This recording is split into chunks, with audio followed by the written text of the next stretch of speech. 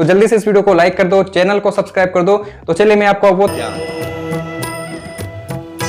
जिसे पाकर तुमने अपनी आत्मा को मुझ परात पर ब्रह्म में समाहित कर दिया है।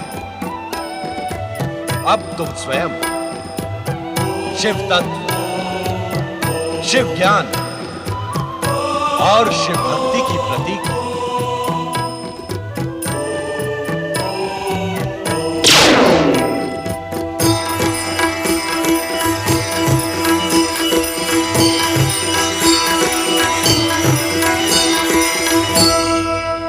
परंतु देवी पार्वती ब्रह्म ज्ञान प्राप्त कर सकें, इससे पूर्व ही निद्रा मग्न हो जाती है और उनके स्थान पर श्रापित कबूतर रूपी धौम्य ब्रह्म ज्ञानी हो जाता है। कबूतर रूपी धौम्य को ब्रह्म ज्ञान की प्राप्ति हुई, यह भी विधि का ही विधान था। माता पार्वती को सुअवसर मिलने के पश्चात भी ब्रह्म ज्ञान का ज्ञान न होना भी संभवतः शिवलीला का ही अंग था। यह भी अटल सत्य ही है कि इस संसार में जो कुछ भी घटित होता है वो महेश्वर शिव की इच्छा से ही होता है।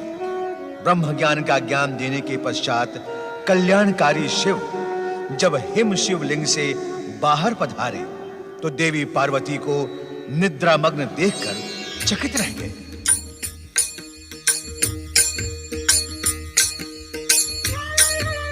तुम सो रही हो पार्वती, तुम अपनी निद्रा को रोक न सकी।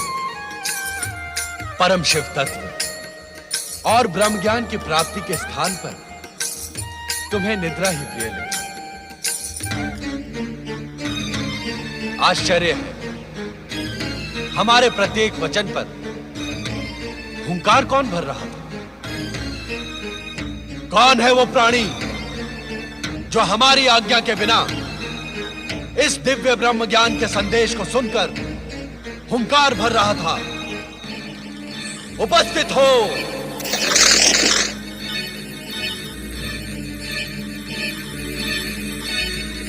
महादेव जी, आपकी आज्ञा के बिना तीनों लोकों में एक कण भी इधर से उधर नहीं होता। मुझे आपके डमरूनाद द्वारा इस स्थान पर पहुंचने का संदेश मिला। क्या आपकी इच्छा के बिना कपोत जैसा साधारण प्राणी इस भयानक शीत प्रदेश में एक क्षण में जीवित रह सकता है? इसके उपरांत भी यदि मैंने आपकी आज्ञा का उल्लंघन किया हो तो आप मुझे दंड दें भोलेनाथ। मैं पापी आपके दंड का ही योग्य हूं स्वामी। मन छोटा न करो धौम्य, ये सारी माया हमने तुम्हें शाप मुक्त और ब्रह्म ज्ञान देने के लिए ही रची थी। ब्रह्म ज्ञान के लिए तुम्हारी पात्रता पहले ही निश्चित हो गई थी। अब तुम अपने गुरु के शाप से मुक्त हुए। ब्रह्म ज्ञानी धौम्य,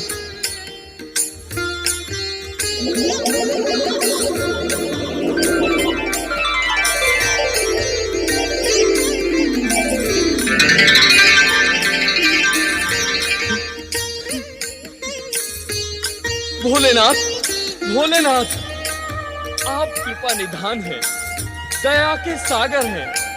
शापग्रस्त धौम्य को कपोत योनि से मुक्ति देने के लिए आपने कितना कष्ट किया है। आप कैलाश से यहाँ आए।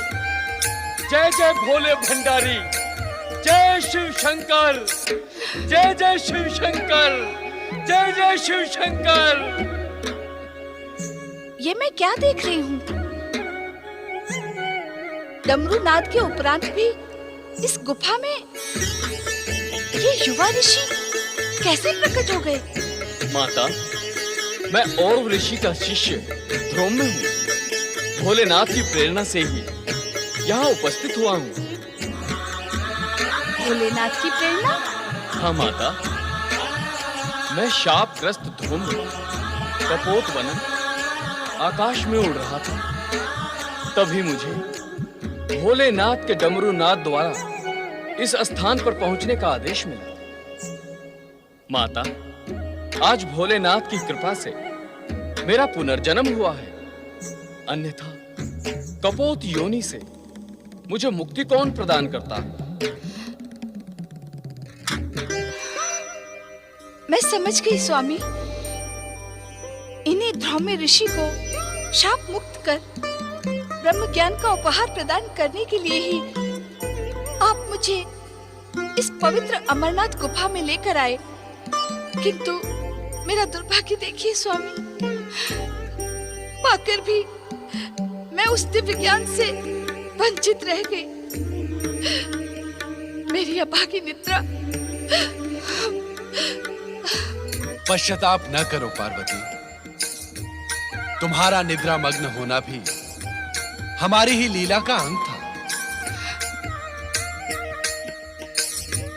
ध्रौम्य, अब तुम अपने गुरु के पास जाकर उनकी उद्विग्नता का शमन करो। हमारी आराधना करते हुए भी वे दुखी हैं, उनका मन अस्थिर है। तुम उन्हें दिव्य ब्रह्म ज्ञान प्रदान करो जो तुम्हें हमसे प्राप्त हुआ है। हाँ ध्रौम्य, एक शिष्य का अपने गुरु के प्रति यही कर्तव्य भी है, एवं संभवतः आने वाला भविष्य इस बात का साक्षी होगा कि तुमसे अधिक मूल्यवान गुरु दक्षिणा किसी भी शिष्य ने अपने गुरु को प्रदान नहीं की। जो आज्ञा माता। ध्रौम्य, हम तुम्हारे विनम्र स्वभाव और सदाचार से प्रसन्न होकर तुम्हें दिव्य शक्तियां भी प्रदान करेंगे।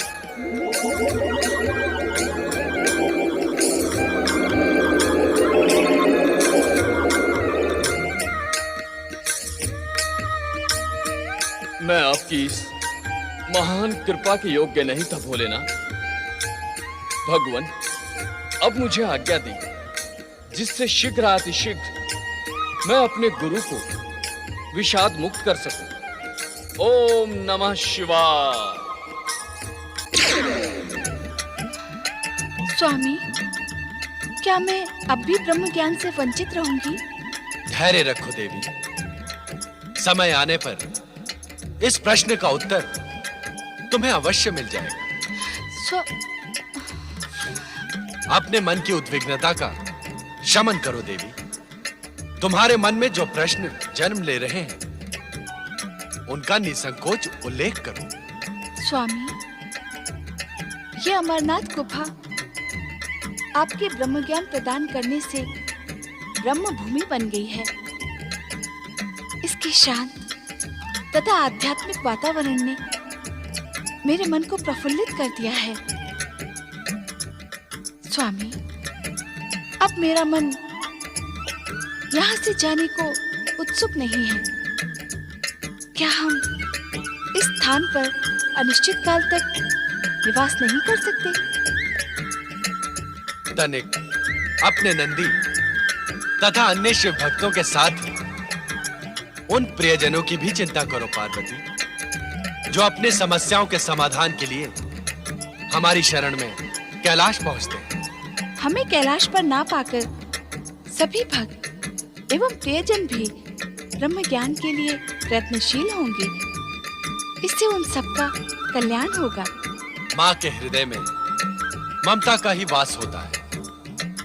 जो ज्ञान तुम स्वयं प्राप्त न कर सकी, उसे अपने भक्तों को प्राप्त कराने के लिए कितनी ललायत हो तुम। तुम्हारी इच्छा का सम्मान करते हुए हम तब तक यहां निवास करेंगे जब तक तुम स्वयं कैलाश जाने की इच्छुक नहीं होती। किंतु क्या स्वामी? हम यहां इस रूप में न रहकर हमारे प्रतीक हिम निर्मित शिवलिंग में ज्योति स्वरूप में निवास करेंगे। जो आज्ञा स्वामी।